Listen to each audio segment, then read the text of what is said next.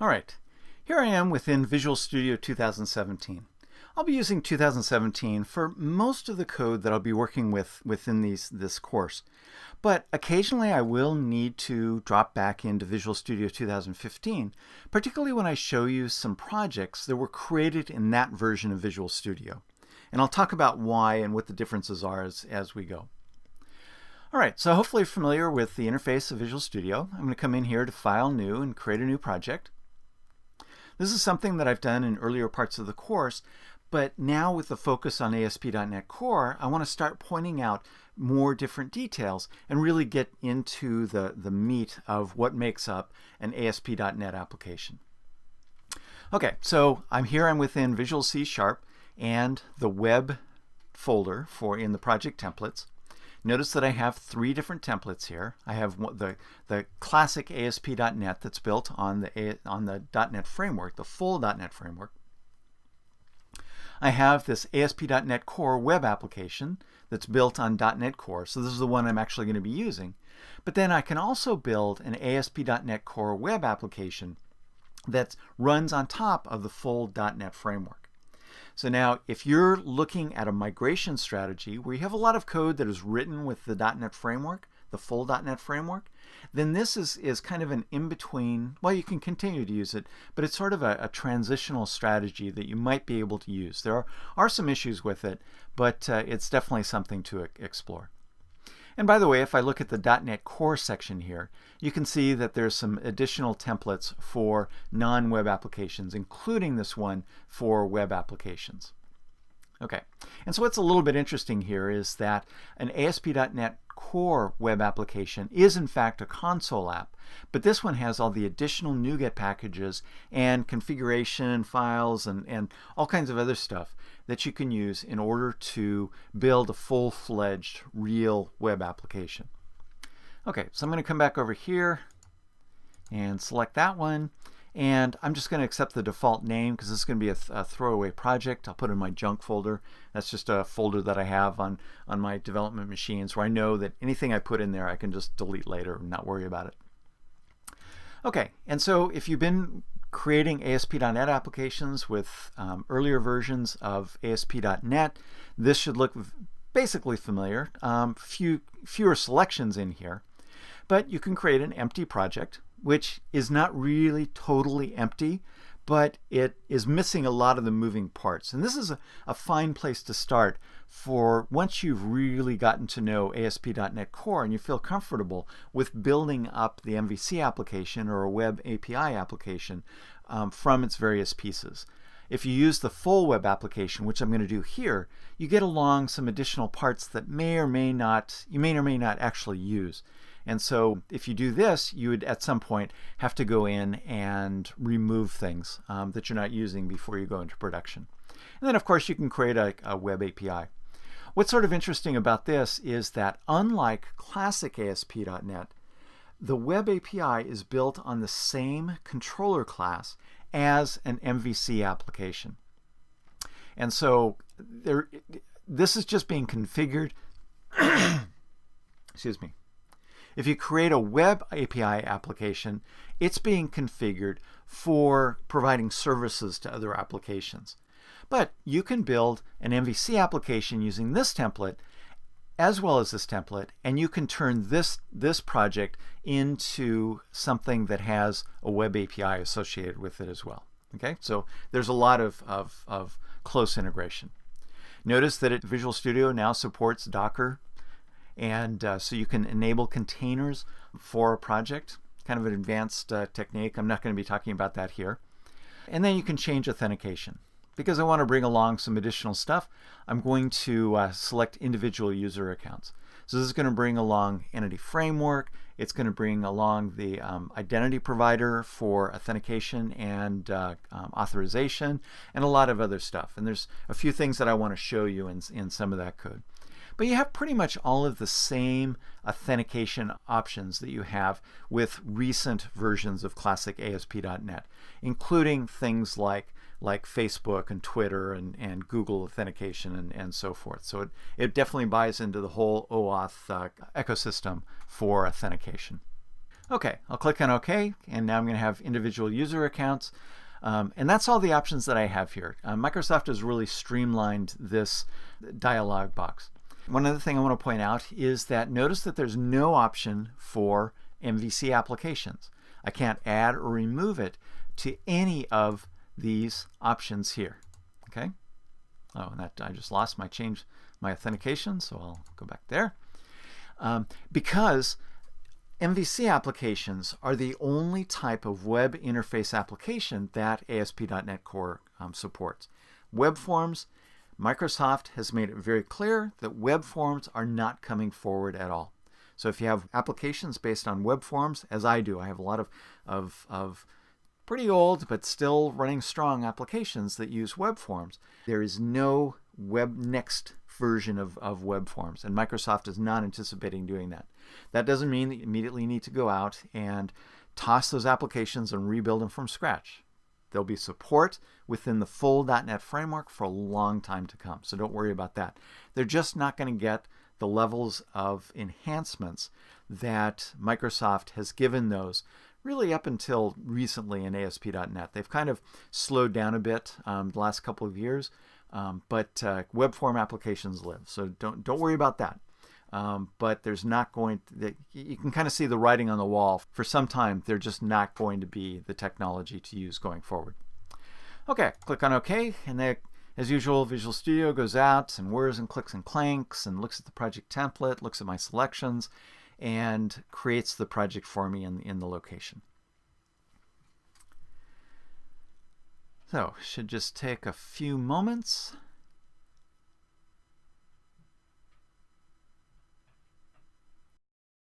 Okay, and there we have the project. And if I come over here to Solution Explorer, and Visual Studio isn't quite ready to respond yet.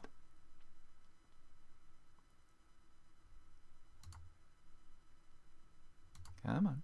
There we go. There we go.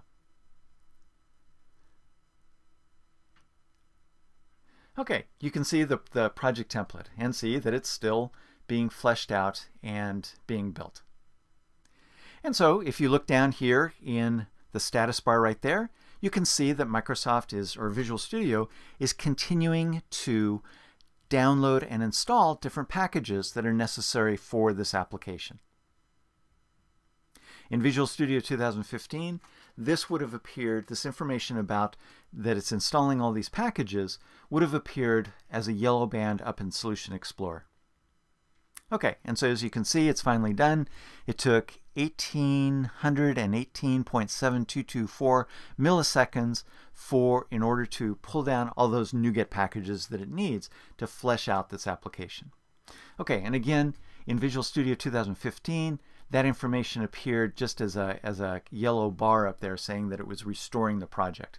Okay, so don't be worried about that, but it does need to download a lot of stuff. It's getting some of the current versions and the dependencies for those packages. Okay, let me go ahead and pin this open. And I'm going to move this around just a little bit.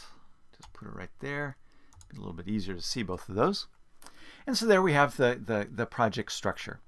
We have this nice opening view into the project. I'll go ahead and close that. Although it's worthwhile following some of those links. It's going to take you to some of the documentation for ASP.NET Core, a lot of information about using services and so forth. One thing I'm not going to talk about in this course is application insights, but this is an Azure-based service that will gather telemetry information about the health and operation of your application. Has some very nice information for diagnosing some performance and other live execution kinds of problems, but it does send a lot of information to Microsoft. So you may or may not want to rip that out. With some versions of the Add New Project dialog box, Microsoft has included a checkbox that lets you opt out of it. But as you saw, this current version of Visual Studio 2017 doesn't have that checkbox. But you can easily remove it. It's a bit of a manual process. You have to remove packages and remove some code and code files and so forth if you don't want that overhead for your applications.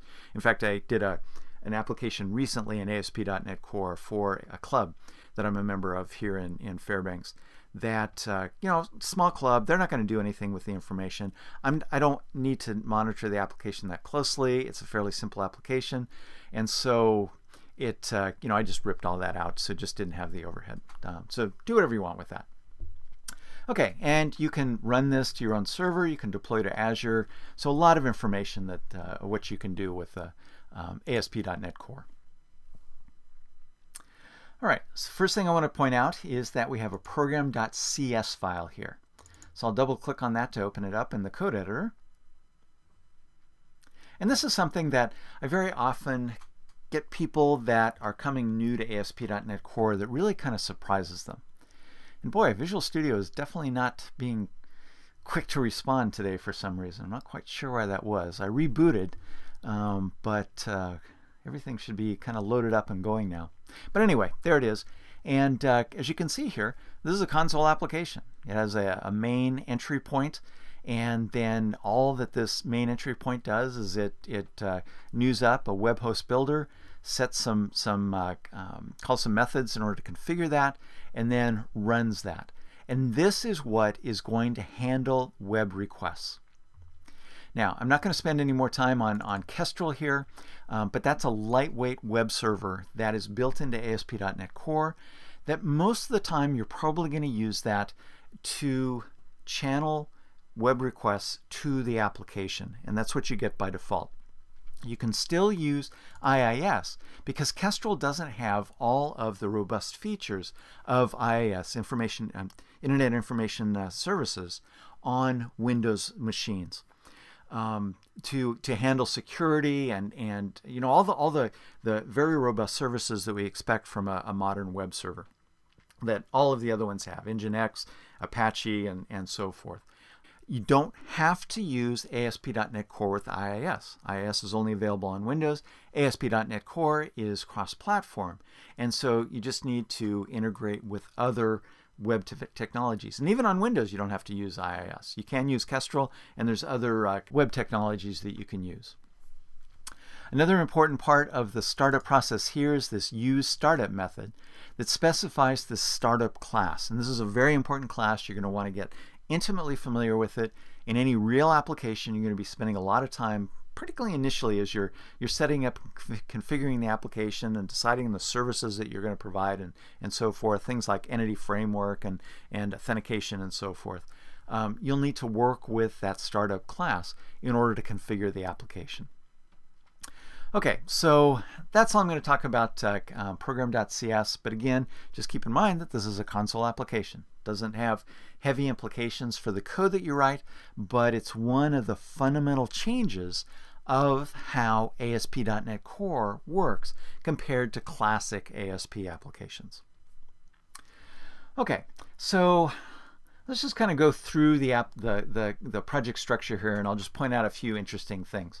So various dependencies. There's a dependency on Bower and NuGet here. Here is where it lists all of the beginning packages that are part of this particular template. Keep in mind that I selected the individual user accounts, so I got some additional things, including Entity Framework Core in here. If you pick the empty project, you'll have a much smaller set of packages here. But you will have some, because you need MVC and routing and IIS integration and Kestrel and things like that. So it really will depend upon the features that you select, and you'll get a few different things with the Web API project template. Okay, so that's where you can see all the dependencies. You can see properties in there, and here's a launch settings file. Now, one of the things that Microsoft is changing in the coming releases relative to the previous release versions through version 1.1.0, which is the version I'm using here, is that they're changing how the project is configured. But it still has robust support for using JSON configuration files. That's not changing. So you're going to want to get familiar with the way that ASP.NET Core handles configurations. I'm not going to spend a lot of time of it in this course. It's fairly involved, takes some time to learn, but it's some really pretty cool stuff. Much more lightweight than XML is. Although surprisingly, you see this web.config file that is still part of ASP.NET Core, and I'll talk about that. But here's where, in this case, in the default template, it sets various window settings or various settings for IIS, creates some profiles, in this case for IIS Express, which is what I'm using here on this local development machine, and then various other settings. And so what you can do is you can load a JSON file like this up or load it within your application, and then those settings are available within the application. It's a very nice slick system that really does work pretty well. Okay, next up is www.root. This points up to another fundamental change in ASP.NET Core. In projects that are based on the full .NET framework, you had to explicitly add files to a project in order to have them included in the MS Build system.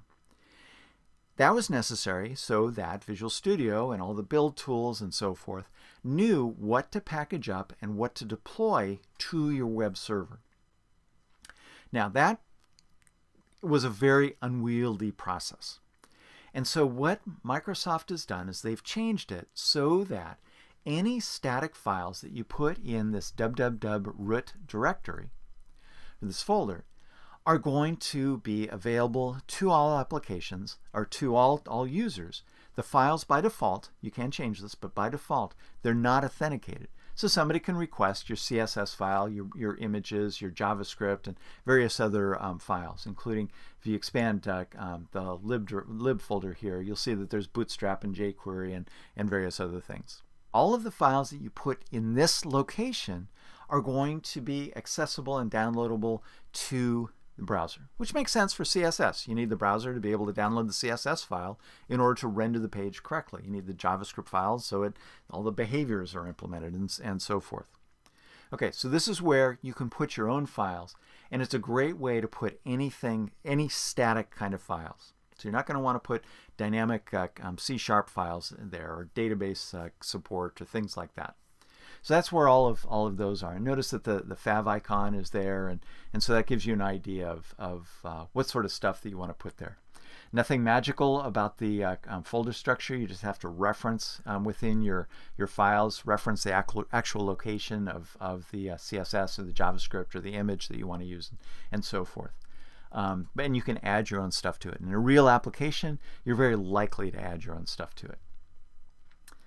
Okay, so then next up are controllers. This should look pretty familiar. It's where you want to put your controllers by convention. This is where ASP.NET Core MVC is going to look for a controller. So if you reference the home controller, the account controller, you don't need to put a path there. So that's all the same kind of stuff. If you open up the home controller and look at it, generally the code is looking the same. You have view data, you have view bags, you return views. This might look a little funky. In general, you want to return an action result, or you can return a concrete action result.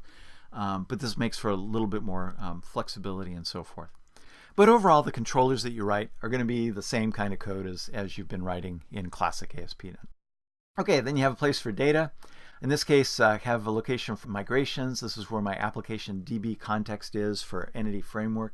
I'm not going to get into migrations, but this is a feature of Entity Framework for many versions, for years now, where you can write code first, classes that model the database, and then be able to make changes to the database from your development environment. It's not appropriate for all scenarios, but it's very handy. And this is the standard place where Entity Framework stores that information. All right, then we also have, close these up, have models. This is where you put your Entity Framework models. As you can see, I have account view models. By virtue of the fact that I selected the authentication features, when I created the project, I got all this stuff, and it has various objects and view models for working with the data. This is pretty similar. Entity Framework Core is also a major rewrite of Entity Framework. It doesn't have all of the bells and whistles of Entity Framework 6.x that we've gotten used to, but it's a very lightweight, cross-platform, does everything sort of ORM that you can use within your applications. It remains Microsoft's data access technology. Okay, so you can put all your models there. You can implement various services, and I'll be talking about services really when I start getting deeply into middleware. Here are views. Views are pretty similar to views in classic ASP.NET. You have this views imports file, view start, and I'll be talking more about those, but it's all the same basic stuff from classic ASP.NET. Okay, then I have an app settings.json file. So this is where you can put, this is a common place to put your connection string. So you can see the connection string to the local DB that this application is going to use to save user credentials. And then, as you can see, logging is built into the standard template. If you want to use that, you can configure that here. And this app settings file is where you will very commonly want to put your own application settings that you want to make available in a central location. You don't want to put secrets here. If you have a connection string that has a username and password that's required for logging in, there's support for user secrets within ASP.NET Core that avoids having to put those within source control. There was a time where somebody looked through GitHub repositories and found all kinds of root level usernames and passwords within projects that people just checked in. And so that's obviously a security vulnerability, so you don't want to do that. But if you have a connection string like this that uses a trusted connection, you can just see it to the right there, use a trusted connection there, then that's going to be fine. It does give you some or provide some information about where the database is, so you want to be careful about that. Okay, I'm not going to talk about Bower. I'm not going to talk about bundling the application. I talked about the program.cs. The second to last thing I want to talk about is web.config. This wasn't always a part of ASP.NET Core, and it's a little surprising because Microsoft has gotten away from XML-based configuration files. But what this is here for is for an integration with IIS.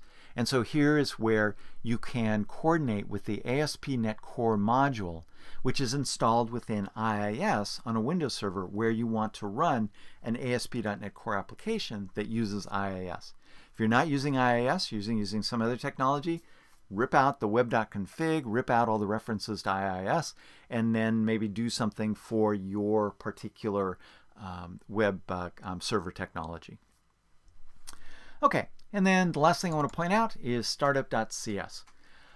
So this is where I'm going to be spending a fair bit of time a little bit later in this course talking about the different features. But what's really important here is that this is where you configure the services that are going to be available to the application, as well as define the middleware, the steps that are taken to respond to a request. So for example, I have a configuration builder. If you're using these JSON files, like that app settings file that I showed you just a moment ago, this is how you can load it up and make these configuration settings available within your application using this builder object that is a configuration builder, an instance of configuration builder. Okay, you can also look at the environment and see if this is something that is passed in by dependency injection. Dependency injection is something I'll be talking about in fair detail a little bit later. So you get this hosting environment object that is injected into this code, and you can use that to do things like see if this is development and do different configuration things based on development. And you can add environmental variables and so forth. This is the constructor here where you set up various objects.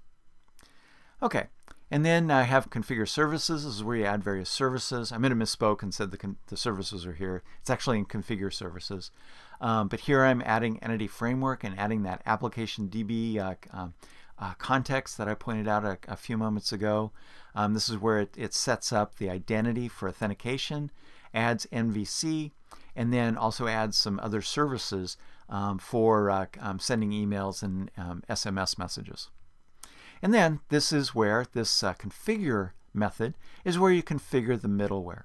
So when the application gets a request, it first comes in here, it's logged, and then it can be passed on. Any step here can be passed on or can be the terminal step for the response to the request.